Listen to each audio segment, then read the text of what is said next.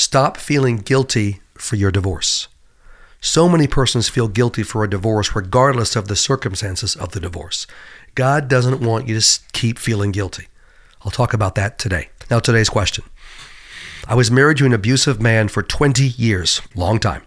Verbal abuse, called me awful names, nonstop criticism, alcoholic, a real winner. Oh my goodness, that's my comment. Before I filed divorce, I met a man and had an adulterous relationship with him. Okay, not so good. I divorced my husband and married this man. Okay, also not so good. My new husband is a good man, and we've been happy for 10 years.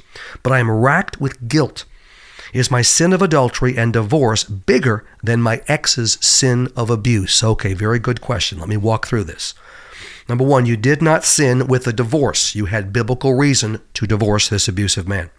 Two, you did sin with the adultery, no question about that, and you know that. And your new marriage did begin in adultery. That's the bad news. Okay, that's what the Bible teaches. Three, but here's the good news. If you have confessed the adultery, God has completely forgiven you for it. He's over it. Done. If you sinned by divorcing your ex, which I don't think you did, God has forgiven you for that too. If you and your new husband have both confessed your sin of adultery and are putting God at the center of your new marriage, God has forgiven you both. You are no longer living in adultery, and God will bless your new marriage. In fact, it sounds like he already is. Satan wants you to keep suffering and feeling guilty. God doesn't.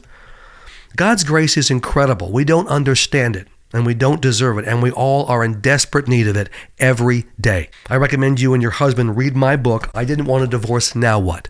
All right, this will help you work through the pain of the past and the pain of your divorce and get rid of the guilt. Do it together. I think it'll have a major impact on you. All God asks is true repentance. That's it.